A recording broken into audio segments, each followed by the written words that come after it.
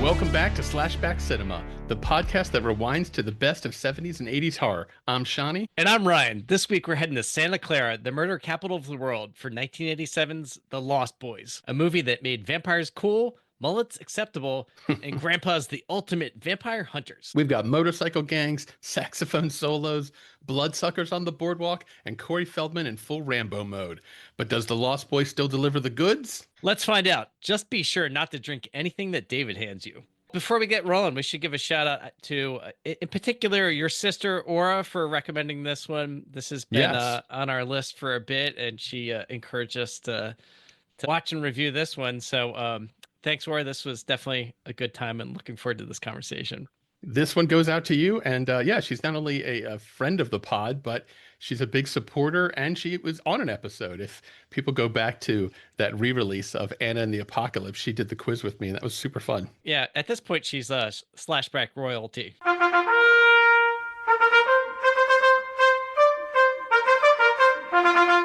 So, and welcome.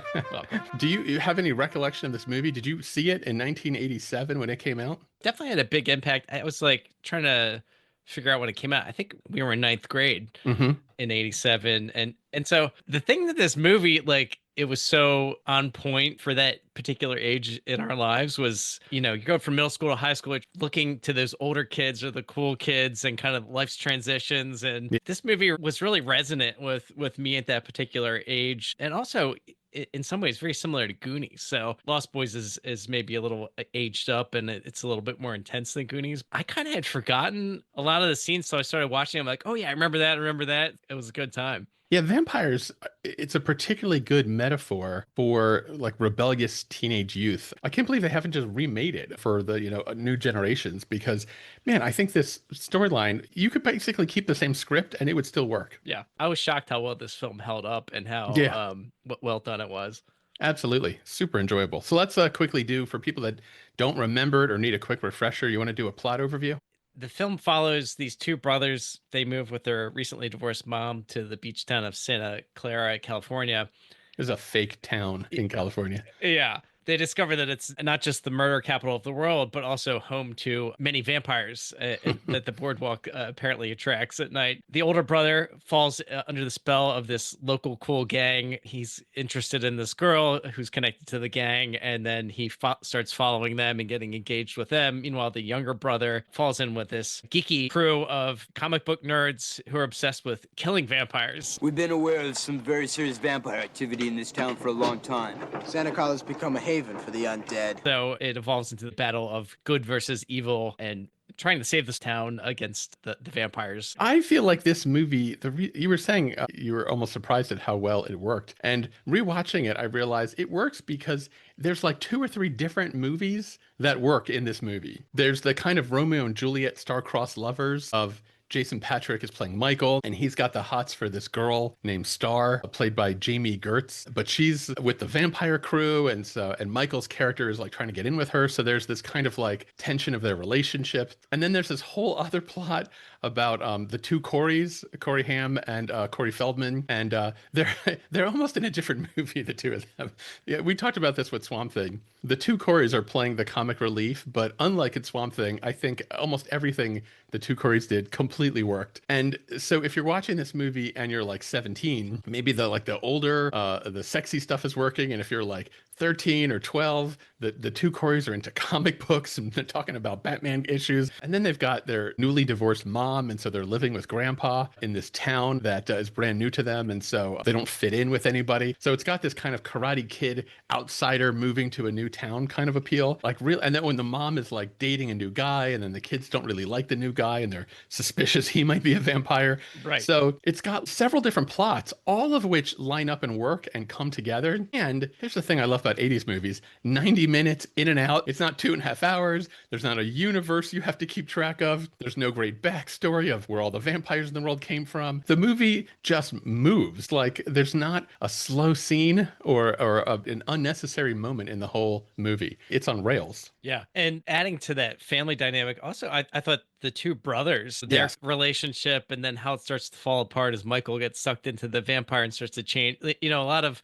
I think, parallels and reflecting kind of what happens in the teenage years, where you watch your older sibling maybe make some poor choices to fit in with the cool crowd, and then you're losing that family connection. And it's Right. about this family trying to find new footing with all these life changes. And then you add in the fact that one of the life changes is one of them is becoming a vampire, which, Right. can be problematic. Right. So it's also got this great plot of Michael and his tension with his mom, in part because they're in this new town, in part because she's dating someone, in part because he's a vampire, and then he's interested in this girl. And so it takes the natural tensions that teenagers have with their parents and turns it into this epic vampire allegory. Oh, it's just fantastic. Yeah, it's hard to top the cool that Kiefer Sutherland and his crew was Yes. bringing to the stage with this one. Holy shit. And Jason Patrick. Yeah, these are some very cool guys. Speaking of Kiefer, though, watching his performance in this movie, I was reading something about he had the least amount of lines of dialogue, but he just played that character in such an amazing way. Like, there's that first scene on the boardwalk where they show up and they're on the carousel, and clearly they've been causing trouble before, and the security guard comes over and there's this interaction with the two of them, and the security guard gets up in his face, and Kiefer Sutherland plays that interaction in such a subtle but like creepily cool way. Okay, boys, let's go.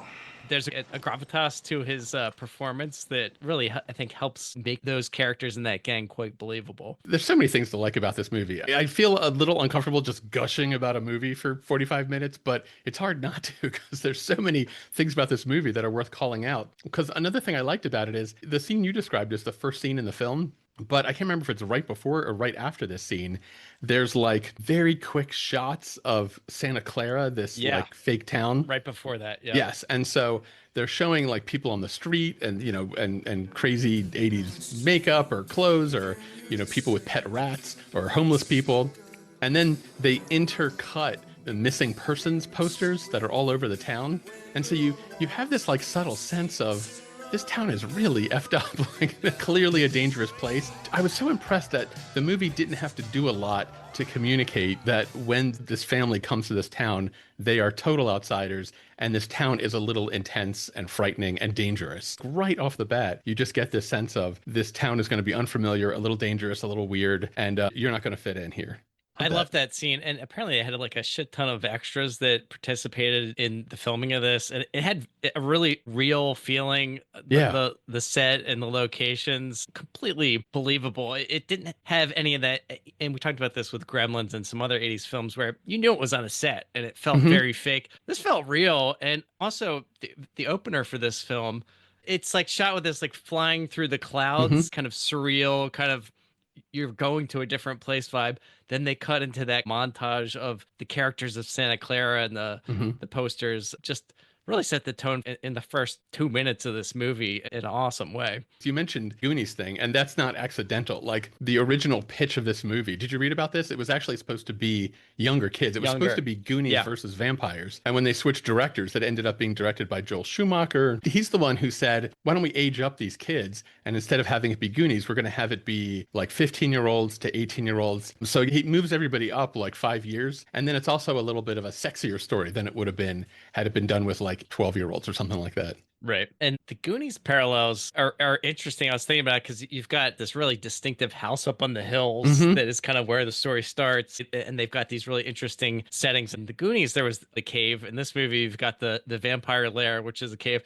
Some interesting visual similarities as well. And then a little bit of the coming of age stuff too. Right. Before we start talking about favorite scenes, there's so much lore about this movie. It's almost overwhelming because the movie is so beloved. Holy cow, I was just drenched in the last couple of days just reading all of the history and all these little tidbits. Did you pick up any of this stuff? You got anything to share? Yeah, you're right. There's like so much to it. But one of my favorite little snippets was there's this comic book store where the Frog Brothers hang out, and then they eventually meet Corey Haim's character. And there's a lot of focus on this comic book, Vampires Everywhere, that is apparently the manual of how you're going to deal with these vampires. Well, apparently that was a real comic book store, and also not necessarily on the boardwalk, but the comic book owner who helped set up that shop, I think the guy's name was Joe Ferrara.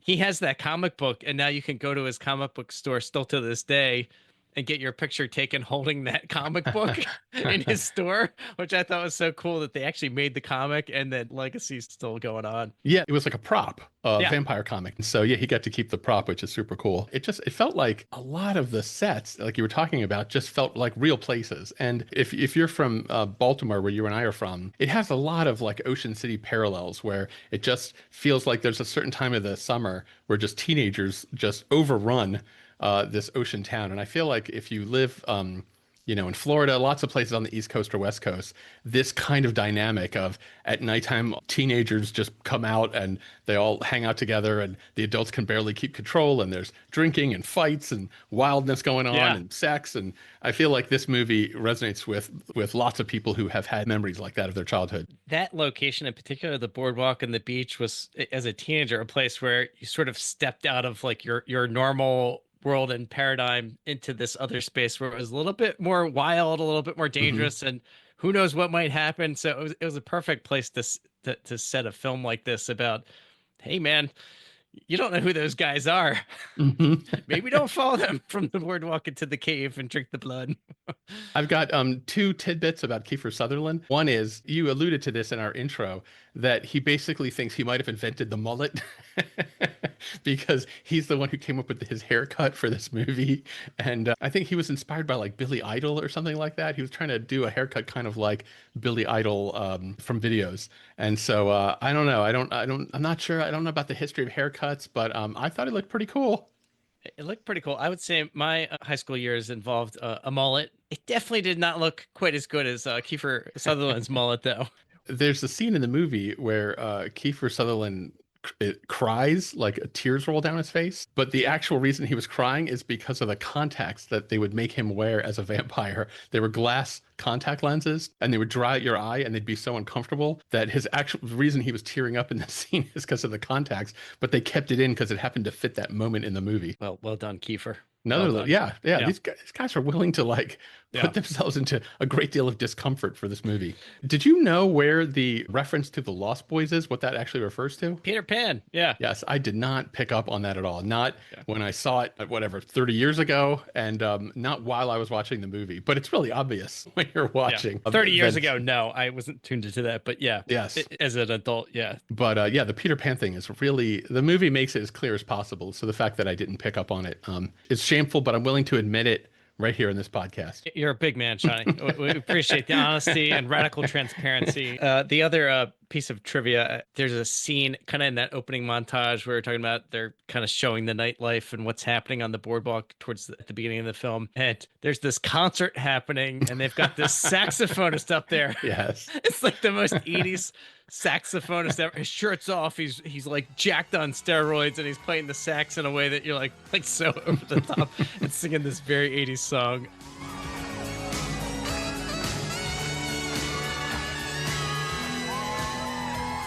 But apparently that guy was actually a saxophonist who was it with Tina Turner? I think so. Yeah. Tim Capello. Yeah. He was an actual musician. He's also the super buff California muscle dude, and he's all oiled up. and there's been speculation that the oil was a garlic oil that kept the vampires away from him. So who knows? That's the kind of thing that only seems to happen in an 80s movie, where for no explicable reason the camera keeps cutting to a muscle-bound saxophone player playing the saxophone, and it has nothing to do with the plot. That guy up on stage never shows up in the movie. He doesn't really have a name. It just feels like Joel Schumacher was really into the saxophone player.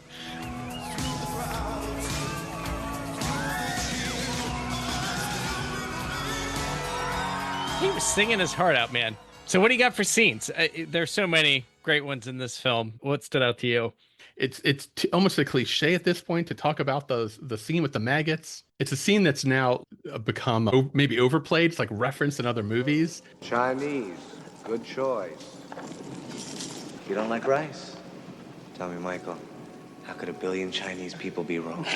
Boy, Kiefer Sutherland, he just like chews up the scenery. It's so much fun to watch that scene. So I don't want to not acknowledge that scene, but I feel like we got to cut a little deeper here. We talked about it at the beginning of the film, but like just how well done it was in terms of it was very disorienting, and it kind of captured that kind of like you just get pulled into like the cloud and the the shroud of mystery and coolness of the vampires, and then they start fucking with you. Like, and that was a great scene between the rice and the noodles, and then finally it culminates in the drinking of the blood in the bottle. My favorite vampire death is the one where the vampire falls into the bathtub that they filled with holy water.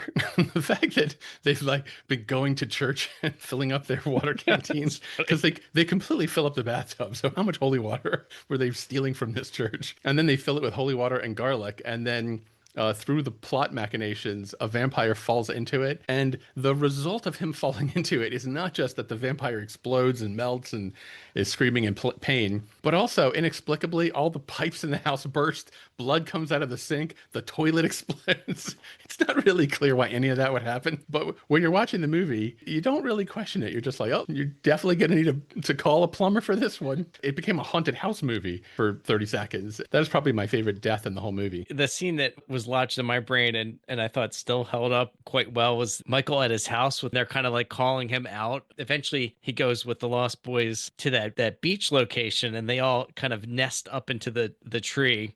Mm-hmm. And then they're watching this party happen, and that's the first time that you see the Lost Boys transform into their full vampire form. Yeah. And just the way that was shot, the intensity of like the transformation, it was like, I remember it being shocking seeing it when I was younger, and still I feel like it held up. And then the brutality of those like I feel like Kiefer Sutherland just he's not biting his neck, he's just chomping his skull. Like it was guy gets a bit brutal on the head. Yeah. Yes. Very brutal. Yeah. The other scene that is just iconic in this movie is when they're hanging under the bridge. Another piece of trivia I learned is that if you pay really close attention, the order that the vampires let go of the bridge and fall into the mist is the order that they die in the movie. Oh, pretty cool, huh? Call. I never noticed that. Yeah. Well, that vampire, the first one to go is Marco, played by Alexander Winter, who I was like, oh, it's the dude from Bill and Ted's Excellent Adventure. Yes, exactly. I kind of forgot that. No, he actually did a good job in this movie, but at first I'm like, how can he be? He was Bill and Ted's Excellent Adventure. How can he be a believable vampire? But he did a pretty good job. Excellent. Wait, this movie gets a lot of points for fitting in with the 80s. The clothes, the hair. I feel like it has a lot of 80s street cred. Yeah, and the soundtrack. And then also Corey Haim's character, oh my God, what's his name? Sam Emerson. Sam. Hey, whoever was the stylist, he's wearing like the most 80s outfit throughout the entire movie. Like that would look completely ridiculous on anyone else, but he really pulled it off. It was like this crazy jams and wild colors and patterns, but very 80s. Corey Feldman, I forgot that he was playing this kind of like Rambo type character who was super intense and he talked like this all the time. This is just our cover.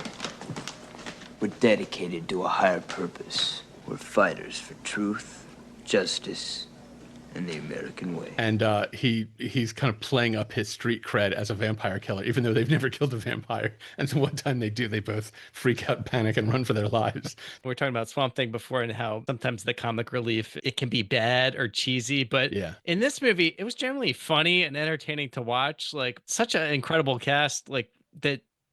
This movie really felt like it was kind of like lightning in a bottle, where it was like they really nailed it on all fronts between the plot, the story, the director, the cast, scenes and setting. Like, it's good dose of the 80s here. Also, great quotes. I love when Corey Haim says to his brother, "My own brother, a goddamn shit-sucking vampire. Oh, you wait till Mom finds out, buddy." It's great. Kim and I just went to see that movie Sinners a couple weeks ago. Have you seen it yet? I haven't seen it. The vampires make a really good case for why you would want to join them. Well, and Rice too, Interview with a Vampire, where they're sort of these ageless creatures that are living sort of outside of the rules of society, and in some ways manipulating things from the background. That's why they need like this kind of lead vampire that's almost their interface into human society in some ways. I don't think I had ever seen a movie before this where you're watching it and the vampires make such a good argument for why you'd want to join them that you're like, remind me again why we don't want to be vampires. They live forever. They're super cool. They're having strong, fun, they right? Can fly. Yeah. Yes, exactly. They got the dirt bikes. You'll never grow old, Michael. And you'll never die. I didn't like the sun that much anyway. Let's bring it in for stabby scores. I was thinking about this because I feel like for the first time doing this podcast, this is the first movie that I've watched, and I'm like, oh, this is the reason why we decided to do this podcast. Hmm. Like, it really has all of the stuff that we've talked about, like kind of the nostalgia, the growing up, those mixed memories of a particular time in our lives, and some of the nostalgia now that we're older, thinking back to those years, rewatching those films.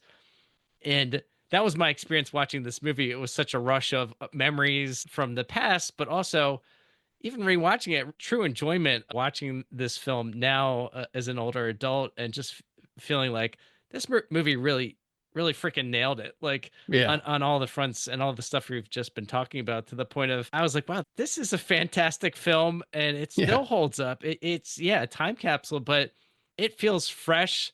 It's still funny. The performances are highly entertaining to watch. I loved it. So you might want to sit down for this, Shawnee. I'm landing this one at 5 stabs. So this is right up there with the thing for me. So that's only the second time this has happened on SlashBack. Ow! Ouch! I'm feeling woozy here.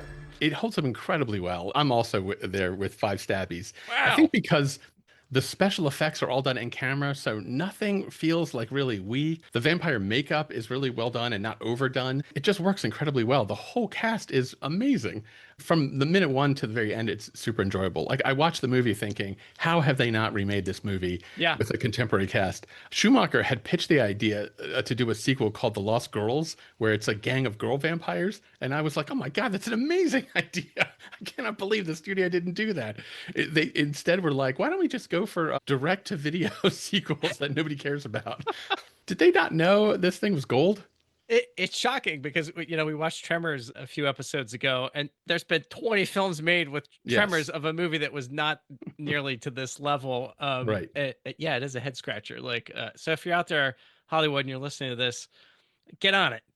We need more of this, but make sure you hire the right director. Don't blow it. Then the right cast. Yeah. Shall we play a game? Let me ask you this, Ryan. You ready to play a game? I am ready, Shawnee. Let's do it. All right, inspired by the Lost Boys, all of my questions today are going to be about Batman from the 70s and 80s. Since Batman is directly referenced in the movie. Nice. Love it. You feel confident with your Batman knowledge? Medium level on Batman. DC Comics. So, I was more a Marvel guy. Hey, let me toss out an easy one for you for the beginning. Which pivotal event occurred to Batman in a 1988 to 89 story arc? A, Batman kills the Joker in a final rooftop showdown. B, Alfred is revealed to be Bruce Wayne's real father. Or C, Robin is killed by the Joker. Which one of these was a pivotal Batman story from 88-89? Damn, dude, this is where my Marvel allegiance is going to show up. I'm just going C.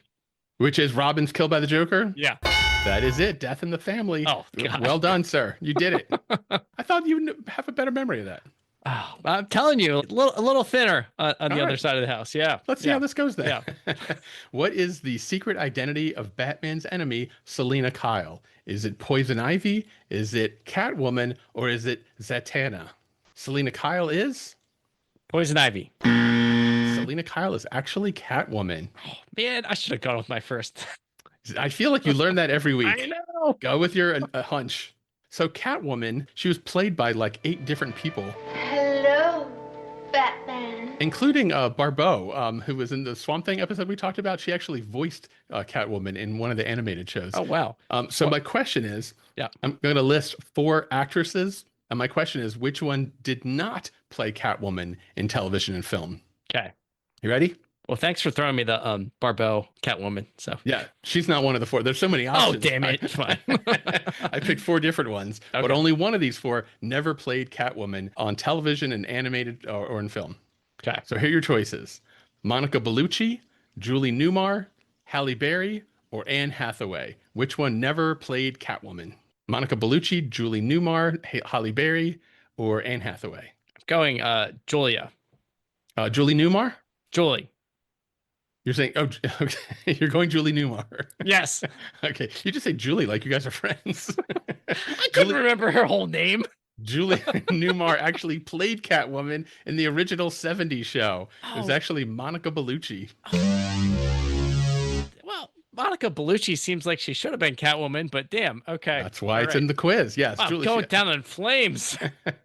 Hard to forget Halle Berry's Catwoman. Michelle Pfeiffer was also Catwoman too. That I didn't even put her in there because I thought you might remember that one. All right, here's your last chance. Ready? You're 1 for 3 right now. Okay, Ryan, Dr. Jonathan Crane is one of Batman's classic villains. What is the actual villain name of Dr. Jonathan Crane?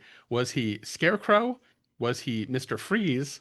Was he the Riddler? Or was he Bane? Your options are Scarecrow, Mr. Freeze, the Riddler, or Bane. Who was Dr. Jonathan Crane? I'm going to go Scarecrow. It was Scarecrow. You are correct. Well done, sir. Oh my God. Wow. I barely aborted a full crash into the mountaintop there. I think I scraped the bottom of the landing gear. Next time, Marvel comics, please. Like, I got nothing with the DC lore. Yeah. All right, 2 out of 4. You've done better. I don't think it's shameful. I don't think you should be embarrassed. I think you can hold your head high. As long as I didn't walk away 0 out of 4, I'm not going to go cry in the corner. But that's going to happen one of these days. So you're listening to Ryan suffer in real time. The humiliation is 100% real. That wraps up another trip down memory lane. Hopefully you enjoyed revisiting the Lost Boys as much as we did. Don't forget to follow us on TikTok, Facebook, Insta, and now we're on YouTube too. So subscribe however you listen to podcasts so you never miss an episode. And if you do love the show, leave us a review. It helps other people find out about the podcast. Yeah, and we want to hear from you. If you have a favorite memory from the 70s or 80s or a classic horror movie you'd love us to dissect, drop us a line at slashbackcinema.com because your suggestions keep the conversation alive. Thanks for tuning in to Slashback. We'll see you next week. Bye. Bye. Bye. Ciao. All right. Good stuff.